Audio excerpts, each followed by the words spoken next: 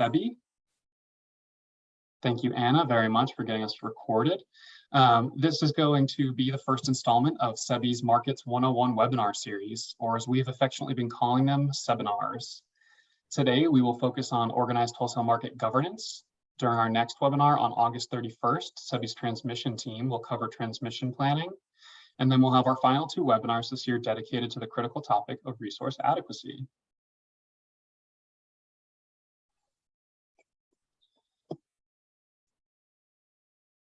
Today, I'm joined by CEBI's Senior Manager of Policy and Market Innovation, Heidi Rotz, Amanda Ormond, Principal at Western Grid Group, and Anna Evans, our fantastic CEBI intern. Before we get started with all the fun stuff, we have a few housekeeping items to attend to. We will pause midway through the webinar for clarifying questions and have reserved some time for a detailed Q&A at the end. Please feel free to input questions via the Zoom function as you have them, or you're welcome to save them for the full Q&A at the end.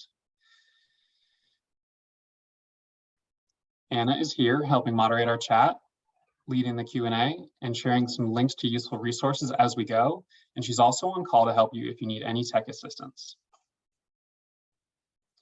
Finally, a recording of this webinar will be made available on the CEBI website for future viewing.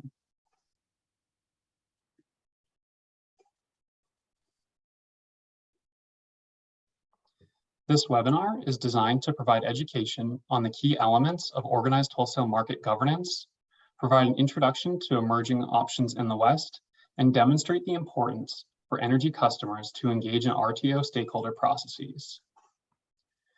First, I'm going to start by discussing CEBI's organized wholesale market governance primer. Next, Heidi will introduce market expansion in the West and priorities for strong governance.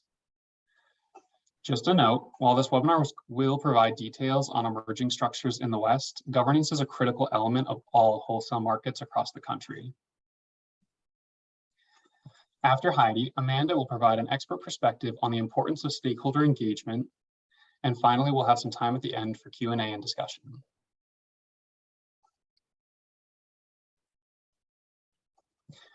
Now a little bit about us.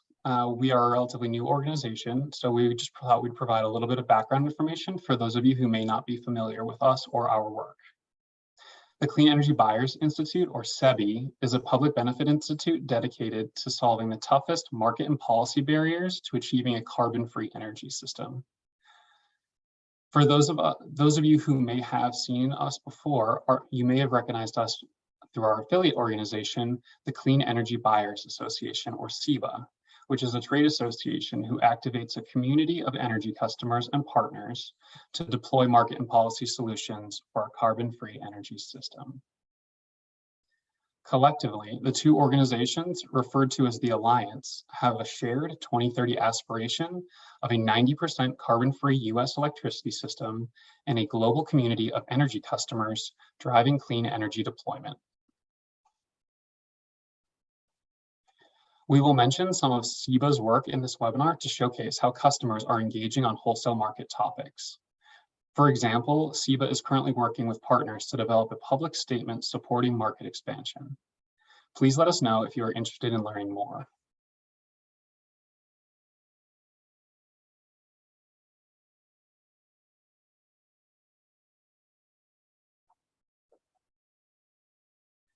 Thanks, Anna, for dropping that. The basis for this webinar is CEBI's US Organized Wholesale Electricity Market Governance Primer. This primer compares key governance and decision-making elements across 7 regional transmission organizations and independent system operators, highlighting the importance and impact to electricity customers. It is designed as a starting place for customers and other stakeholders new to the mechanics of RTO governance. It includes introductory guidance on how the Federal Energy Regulatory Commission, or FERC, regulates regional transmission organizations under its authority, the different types of governance structures within each RTO, and stakeholder processes by which electricity market rules are changed.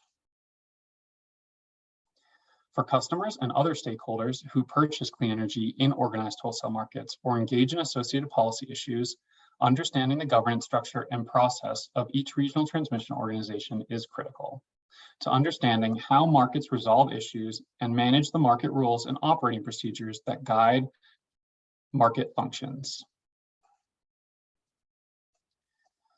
Recently, a wider set of stakeholders have increased involvement in stakeholder processes as it has become apparent that the 21st century market design must transform to achieve a decarbonized future.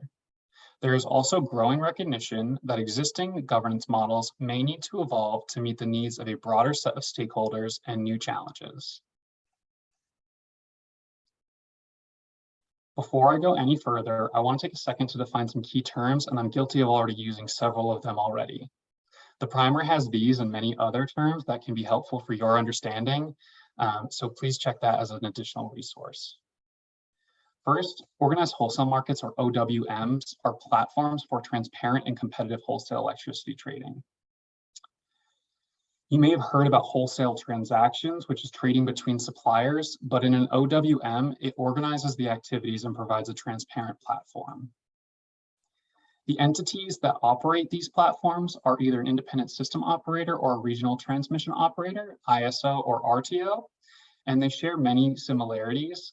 And for simplicity today, we are going to use RTO as an inclusive catch-all. They're similar, but an RTO also satisfies 12 characteristics and functions outlined by FERC in Order 2000. Lastly, I've said governance several times, but we want to make sure that we are all understanding what I'm meaning. And what we're saying there is just the processes by which decisions are made to change or alter the operations of a given RTO. So now I've gotten through all the boring stuff, let's get into the interesting stuff.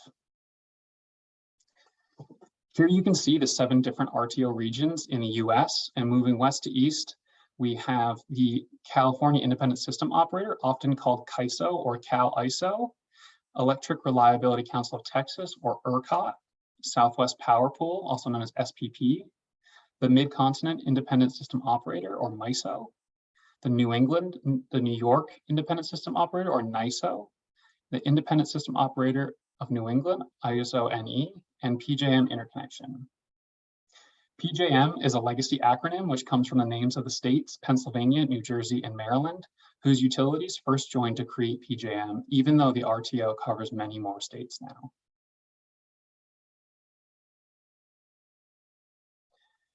These RTOs cover 2/3 of the country and provide electricity that ultimately serves 200 million consumers, and they've also facilitated 80% of customer clean energy purchases.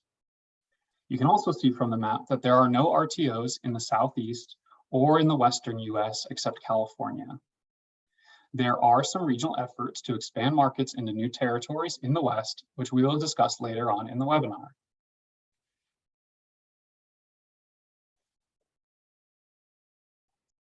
An RTO plays several coordinating roles and provides various services, including managing and providing a central clearinghouse for energy transactions through day-ahead and real-time markets, coordinating power balancing across multiple utility service territories while dispatching least cost generation first and rewarding ancillary services. They also provide regional joint transmission planning and resource adequacy planning, which we'll cover in much deeper depth in our following webinars or seminars. And it also serves the important function of providing a forum for governance and stakeholder processes, which is why we're here today. Without an RTO, utility planning can be siloed, and coordination and resource sharing are voluntary. Utilities may opt into incremental market offerings like a day-ahead market, but customers won't experience the full range of benefits that are possible under an RTO. Today, we're focusing on RTO governance since it is a critical topic to understand for stakeholders who want to engage with their RTO or even just better understand how decisions are reached. The 3 key elements of RTO governance for energy customers to understand are regulatory oversight, or who oversees and sets rules for the RTOs, governance models and structures, which are the different decision-making processes that RTOs have chosen for implementing changes, And lastly, stakeholder processes, which is the way that customers and other stakeholders participate in their RTO's governance and decision-making process. We'll provide a bit of additional detail on each of these topics now.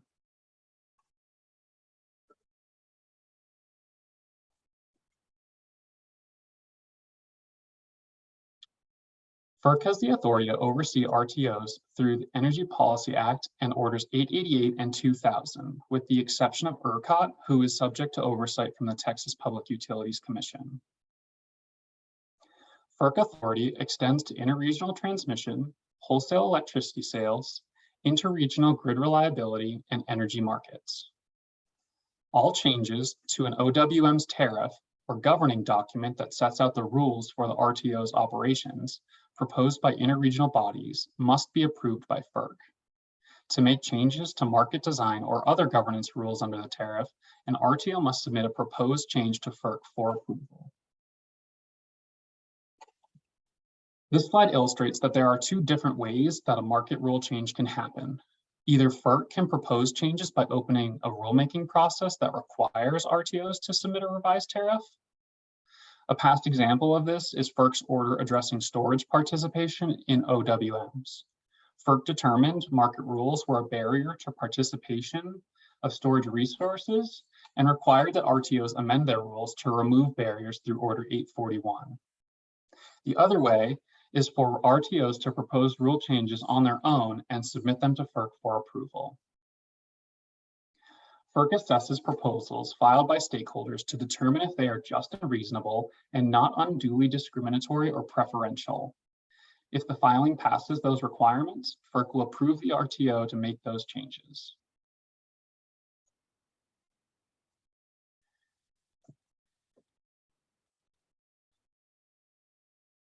If you have followed or engaged in RTO governance, you have likely heard of Section 205 and 206 filing rights. As we just mentioned, FERC has ultimate authority on approving proposed changes to RTO tariffs and defines the requirements for stakeholders proposing changes. Additionally, under Section 205, some stakeholders, primarily utilities, have the right to file a new proposal or amend a previously filed proposal that affects a rate, term, or condition.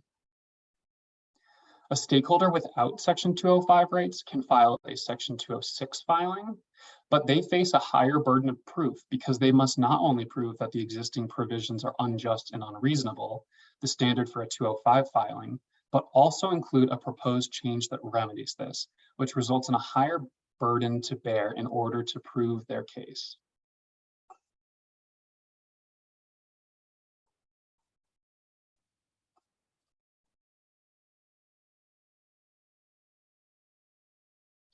The next key element of organized wholesale market governance are the individual models. Each RTO has a governing body that has the final say on RTO decision-making. The governing body is either the board of directors or, in the case of CAISO, the board of governors. Each board is advised by committees, subcommittees, working groups, and task forces where the customer and other stakeholder voices are present. But some governance models provide greater authority to these bodies than others. In the US, there are 3 different types of governance models found across the different RTOs, and they're defined by how stakeholders interact with the decision-making body. They are shared, advisory, and governor appointed. Under a shared governance model, the board and senior committees, which are comprised of stakeholders, must mutually agree on proposals before filing them to FERC. Advisory-only models use a process in which stakeholders are only able to provide input, while the board has complete authority over decisions. In an advisory-only model, stakeholders lack the ability to make decisions and can only provide perspective to the decision-making bodies. Lastly, there is the governor-appointed model where the stakeholder process is operated more informally, almost like a government agency would operate, where any stakeholder can provide comments on proposals, but decision-making is retained by a governor-appointed board. Energy customers engaging with their RTOs can benefit from understanding how decisions are made and implemented through the stakeholder processes, since the way the initiatives move through an RTO's governance structure influences a customer's ability to provide input on proposals and shape market functions. If you want to learn more detailed information specific to your RTO, the primer can provide you these details.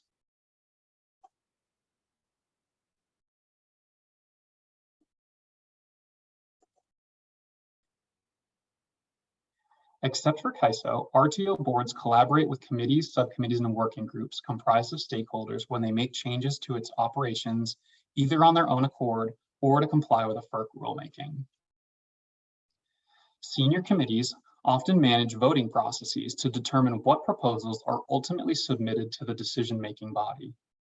Stakeholders participating as official members of the RTO can vote on proposals and other matters relevant to the RTO operation within the governance structure. Voting is often sector weighted, which allocates a specific voting share to each stakeholder group. This approach can impact the voting power of individual stakeholder entities because the voting power of a stakeholder group remains limited to a specific amount.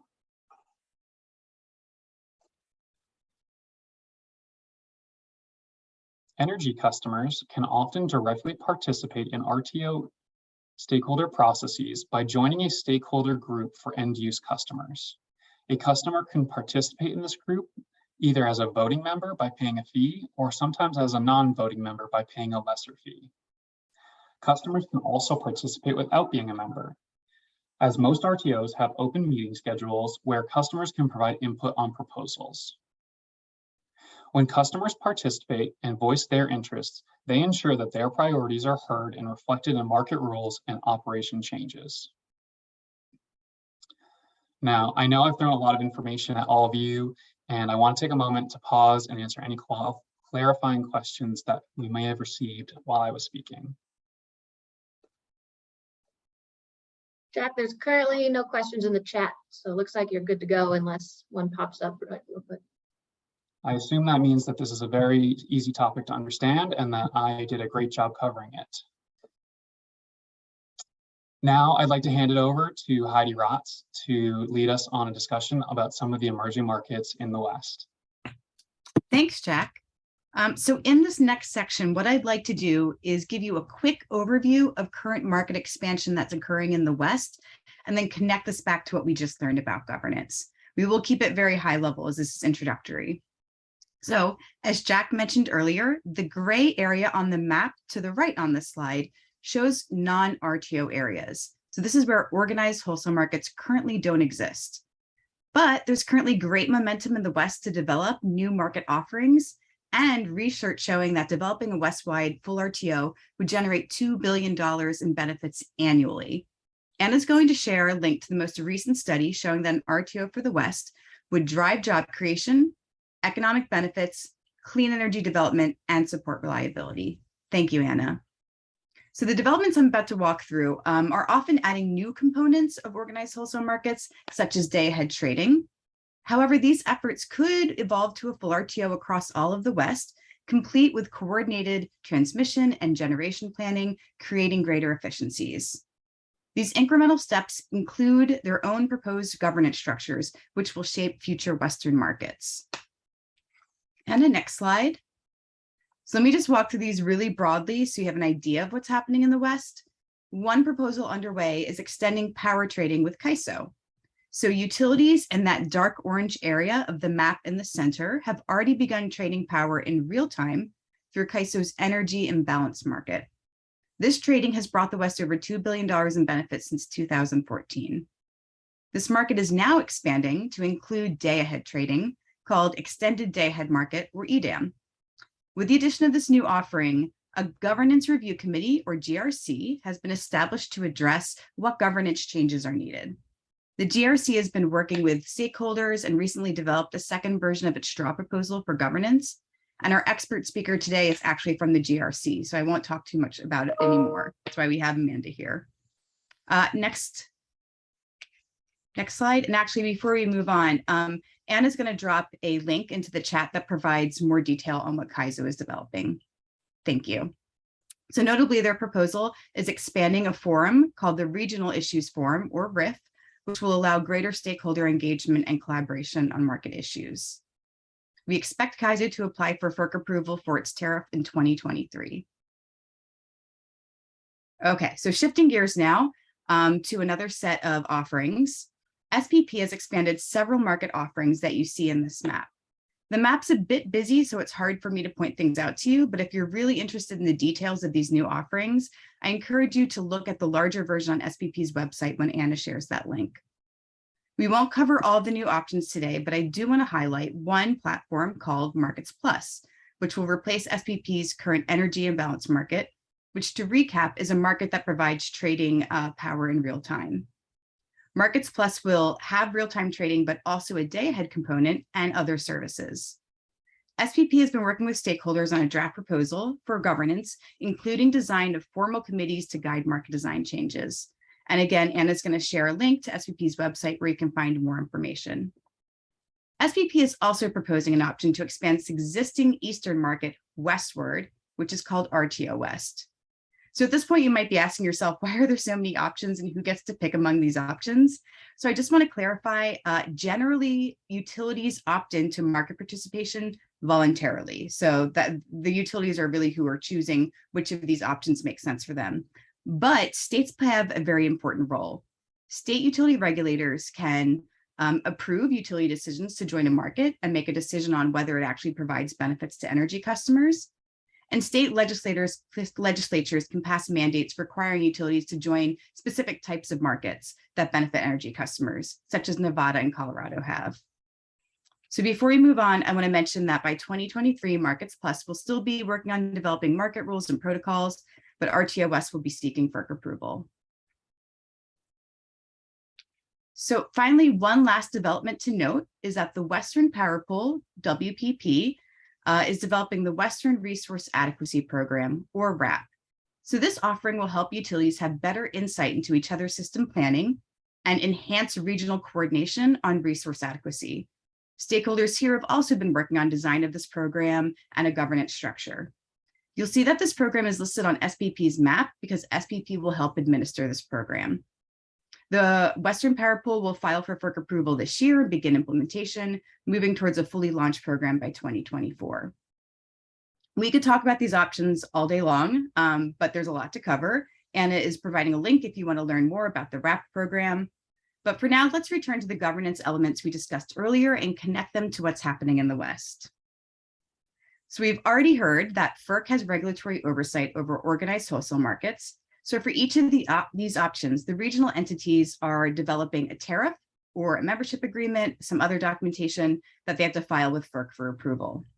And then as Jack explained earlier, the tariff really lays out how the market will function and also includes details on governance structure. Also, as these market offerings have developed, I've mentioned along the way that stakeholders have been working on governance design issues. So these issues include determination of who can be a member, what is the role of states in these markets, how are decisions made, and other considerations. And then finally, each of these markets have a stakeholder process or some sort of forum for market members and stakeholders to engage on market design. So we said at the top of the call that we'd actually discuss some of CEBI's work just to showcase how customers are engaging in markets. So CEBI supports well-designed, well-implemented, organized wholesale markets that maximize system and customer benefits. CEBI's organized wholesale market principles outline what well-designed and what implemented means, including priorities for RTO governance, which you see on this slide. Anna's going to share a full link to our principles in the chat. And then I'll just note that CEBI is engaged in the design and governance of all these emerging options. And we really prioritized independence, transparency, and stakeholder engagement. So on independence, for example, any board developed for Western markets should be independent from the particular interests of any market participant. And it's also great when the board members come from diverse backgrounds. In terms of transparency, CEBI has advocated for open committee or working group meetings, including early notice of these meetings, options for virtual participation, and sharing of meeting notes after. Transparency should really allow large energy buyers and other stakeholders to propose issues that need to be addressed in terms of market design, the ability to track down market design issues and how they're changing, and the ability to understand how decisions are made. Finally, to support broad stakeholder representation, CEBI has assessed whether these new market options allow large energy customers to engage in market design issues, whether as a voting member or in a stakeholder capacity. That's a really important element. We've also encouraged the regional entities who are developing these options to take a proactive approach to ensuring the diversity of voices are heard. So if you're interested in learning more about CEBI's engagement in organized wholesale markets in the West, or CEBI's support for market expansion generally, we mentioned earlier in the call that CEBI is working on a market expansion support statement. Please reach out to us. We kept these comments at the high level to make it an intro, but we're more than happy to get into detail with anyone. All right, Jack, back to you.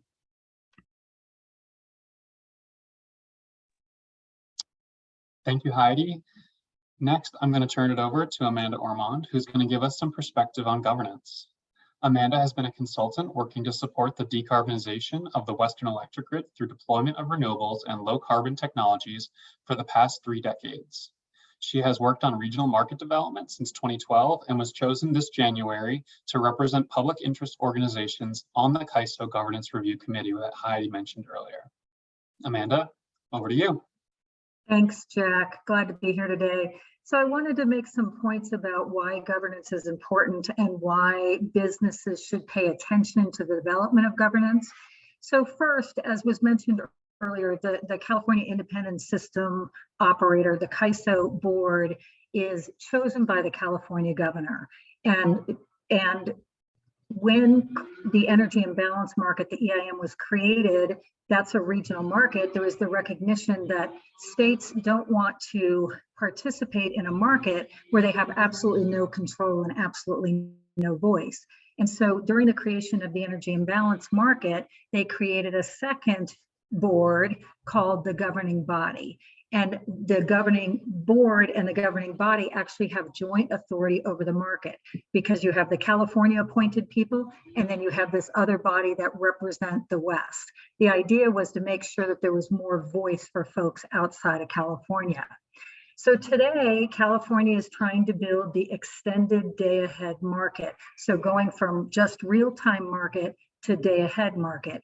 That gives us the opportunity to look again at governance and say that if utilities and states are going to be even more aligned or more in coordination with California, we need to think about what needs to change in governance. So when we think about development of a regional market, as the webinar series that CEBI is putting together portends, there's 3 issues that are key. Transmission, who owns it, how do you plan it, who pays for it? Resource adequacy, what generation types are being put on the system, how do you build them, how do you plan them? And then governance is the 3rd key issue that always comes up in regional market development. For transmission and for resource adequacy, those are being developed, those market forums and opportunities are being developed through a stakeholder process that's going on now. Governance is a little bit different because they recognize that you need to look at the formal structure of who's going to have decision-making authority. So the CEBI many years ago created the Governance Review Committee, and that's the one that I was appointed to in January. So it's a little different approach than those other working groups. On the slide on the right-hand side is the members of the GRC. We are appointed and chosen by the CEBI and the stakeholder process. It is a broad representation to try to make sure that all the different energy stakeholders are represented when we think about governance. So the job next is for us to look at how do we change governance to be appropriate for the extended day-ahead market. So as was mentioned, some of the details is in this committee, we are working on what should change in the governance that's existing now. And I should mention that the governing body and the governing board actually have joint authority now. So the 2 work together and no one body can make decisions without the other one, which is important because that builds confidence towards working regionally, not just California and other states.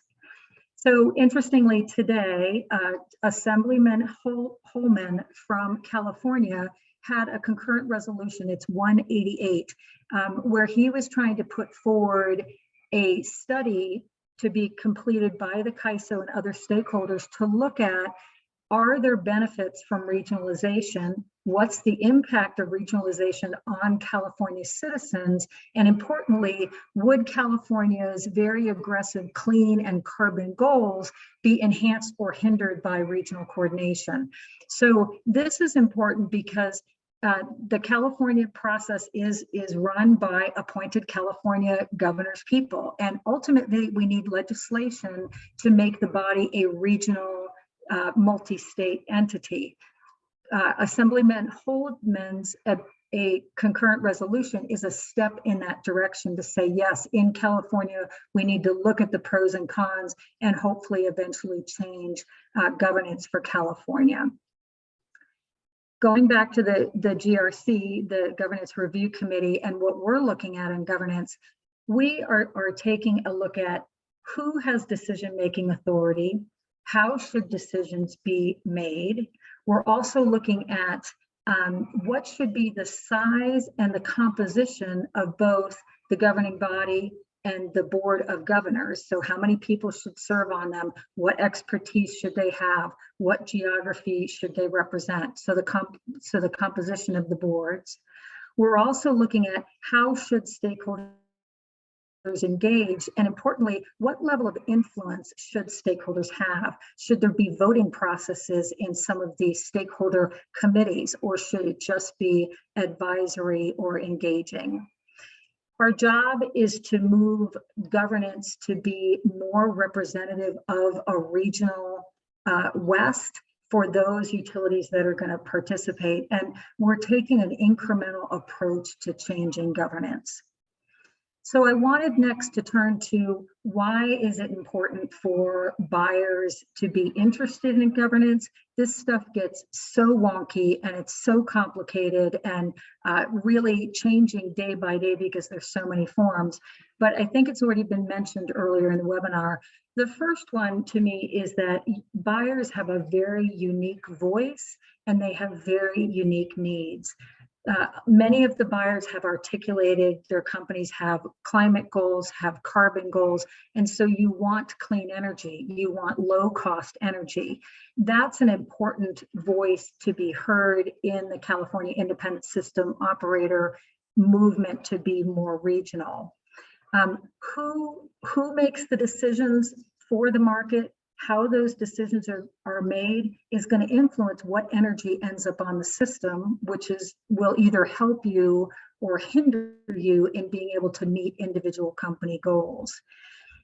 Regional market development in the West, it's complicated, it's slow, but it's also nascent. So we're really at the beginning stages where there's many proposals out there. You know, that's bad because it takes a lot of time, but it's also good because you have an opportunity to influence, and CEBI and CEBI have an opportunity to educate and engage in the market because we are just building it. I think Heidi mentioned the fact that the market that we're going to have in the future that's going to be primarily dependent on clean energy resources is going to be operated and governed very, very differently than it is today. And so the opportunity to engage is now to be able to shape the future market.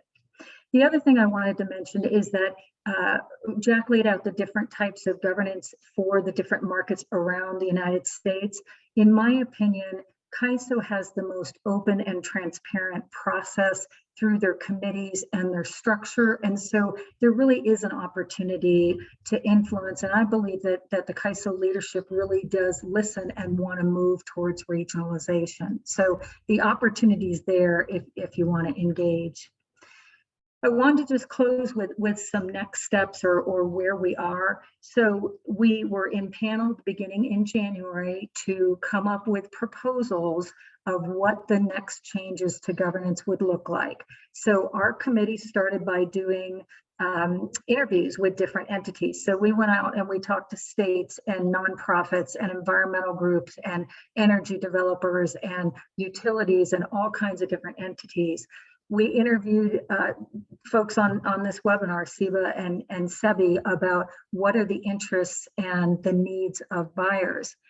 From all that information, we came back and we developed a set of proposals that we thought made meaningful change for governance going forward.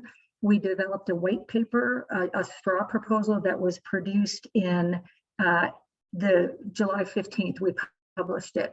We did a public meeting on the 20th, and now we're seeking comments from all kinds of different entities. Anybody is allowed to comment, as an individual, as a company, as an organization, and those comments are due next week on August 15th.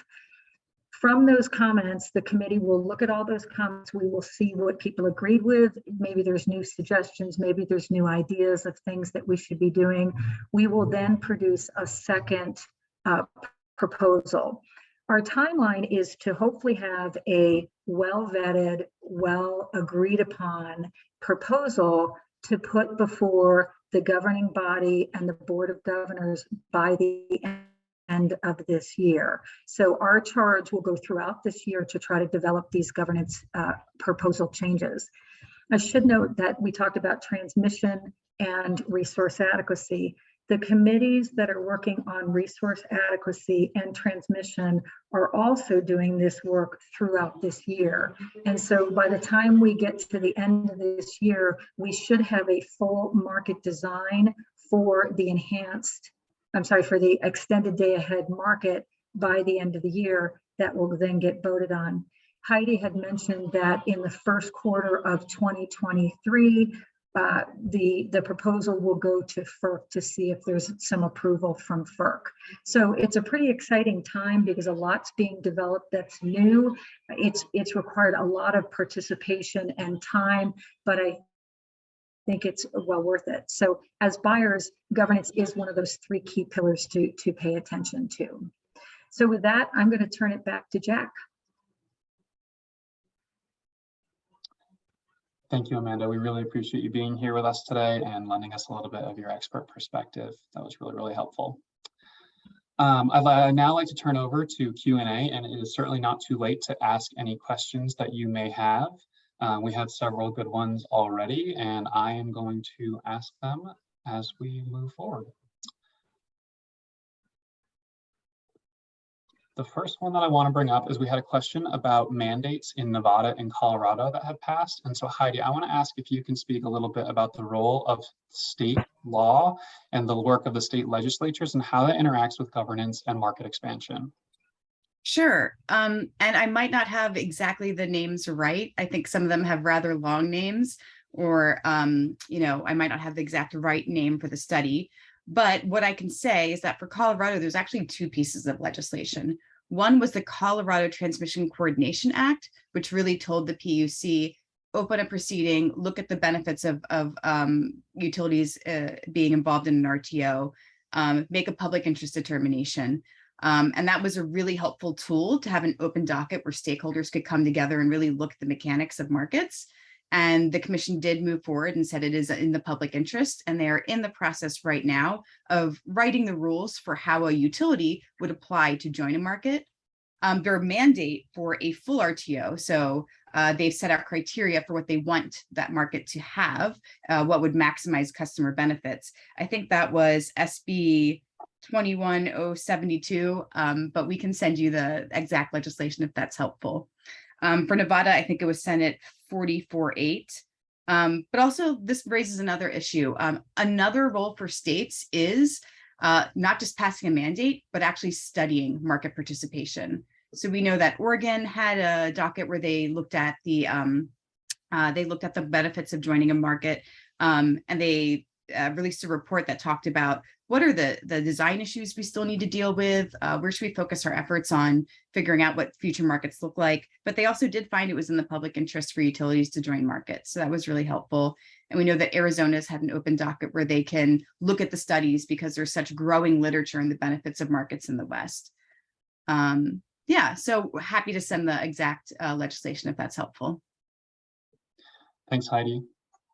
Another question that we have are there any energy customers who are members of their RTO? I mentioned that it's possible, so we had a question of whether or not that actually has happened. And the answer is yes. In a number of different markets, there are large energy customers who have chosen to join their RTO. For example, in SPP, Walmart and Google are both members. In PJM, Wholesale is a member, and in MISO as well. So there are definitely examples, and while stakeholder processes and governance can take a lot of time and work, we are seeing customers recognizing the value of being in these conversations and participating with their RTOs.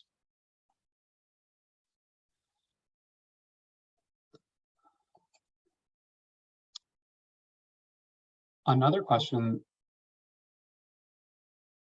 excuse me, another question that we have received is related to CAISO, and I'm actually going to kick this one over to you, Amanda, and it's relating to CAISO and the expansion to EDAM. And the question is that facilitating power supply sales from other markets into California and California to other markets? Yeah, thanks for that. And my internet's a little unstable, so I hope this comes through. So the only market in the West is California. The other entities that serve power in the West are called balancing authorities. They're typically utilities. And so California is not exchanging energy with any other markets, but utilities can sell and trade power with California market. In the EDAM, the extended day ahead market is really for planning and, yes, moving energy into and out of California. And that's why we talk about governance, because if an entity is going to start working with California in its market construct, it wants to make sure that when you buy and sell power with this market, it's in your best interest as well. So that is what EDAM will help set up. Thank you, Amanda. The next question that we have is related to resource adequacy. And the question is, how is resource adequacy relevant to large energy customers? And I'm going to ask Heidi to answer that one. And Heidi, I think you might still be on mute. After all this time, it still happens. That's a great question. I'm glad that was asked. Resource adequacy can be really important to large energy customers in a couple different ways. So number one, resource adequacy is tied to reliability. And we know that outages are a huge public safety risk. So like any stakeholder, we want to make sure that we're avoiding the negative impacts of outages.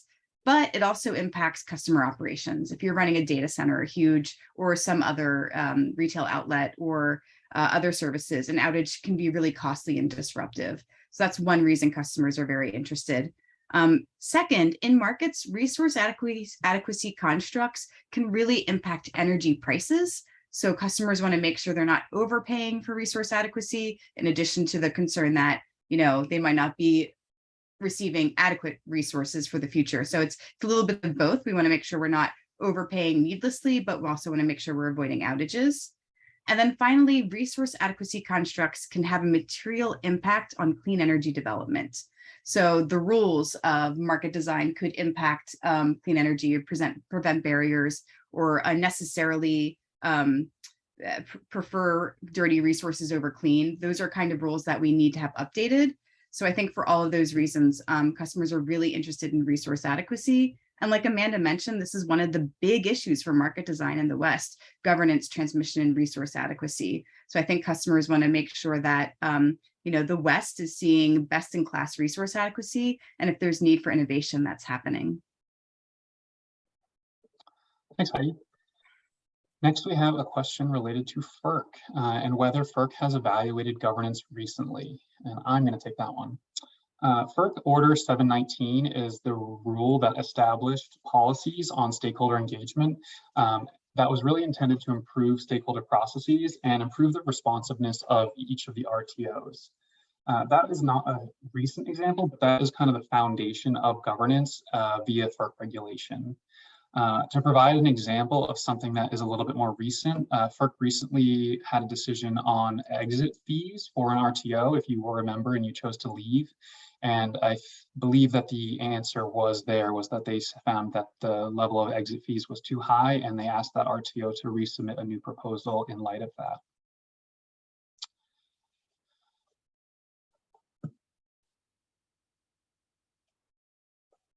Next, we've got a question I'm going to pose to Amanda, and referring to AB 813. Can you speak to a little bit about how California can ensure energy production remains clean as they allow market expansion? Yeah, thank you for that. So early on in the discussion about California regionalizing, there was SB 350, a study of several years ago that required a study of what would happen in California if we regionalized. And at that time, there was some analysis done that showed that coal plants would run more if you went to a regional market. And I know the Sierra Club, for one, was concerned about that because they worried about emissions going up from coal plants. I'm not sure, there was a reference in the question to legislation that I'm not familiar with, but we have been studying what happens in regional markets. And I think that because clean energy is the least expensive energy available, it's significantly changed how regional markets are viewed, because if clean energy is the low cost resources, then it's going to push off the system energy sources like coal that are more expensive. And most of you know, in the last couple of years, coal has become the most expensive resource. So, you know, there's always going to be concerns about, are we moving in the right direction from a clean perspective? One of the big challenges related to resource adequacy and governance is, what do you do with states where California has a very defined clean energy goals and policies, and then other states don't? Addressing that really will show up in resource adequacy. How do we make sure that everybody that works in the market actually is achieving their state public policy goals? So I think my short answer is, clean energy is the cheap energy, and that's what we're going to be building in the future. And so we have to worry less about carbon running in the market than we used to. Thank you, Amanda, and thank you all for the questions that you've submitted. It looks like we have time for one or two more. Heidi, you mentioned a little bit about some of CEBI's efforts and shaping governance in the West. Can you just speak a little bit more to why it's so important to be engaging now instead of later on when the markets are fully formed and set up? Yeah, absolutely. So I think some large energy customers look at the incremental solutions that are being rolled out right now and are concerned that not all of them are full RTO right away. And we know that's the end goal. And we've learned from a lot of the literature that that is the end goal that will really provide the best benefits. So there's a desire to see a full RTO now, but despite that, these steps can get us there. They're moving the ball forward. And I think it's important to be engaged in their governance now, because even if a full RTO develops, these are the predecessors, right? So what's being hashed out between stakeholders on roles and how we want things to operate is really critical, because that will shape what we see in the future. Thank you. That's a good clarification and some good extra detail. With that, I think we are out of questions unless anyone wants to pop one in. Okay, with that, Anna, when you get a second, can you go to the next slide, please? And just a moment to thank you all for joining us today, especially those of you who had to register twice as we delayed this webinar a couple of weeks due to a little bit of a bug going around. You can access the primer that is the basis of this webinar through the links that we've shared. You can also register for the next installment of our seminar series, where we will be providing an introduction to transmission planning, what it is and why it matters, on August 31st. You can find more educational materials at CEBI.org, and you're welcome to contact me with any further questions. Thank you all for joining us today, and have a great day.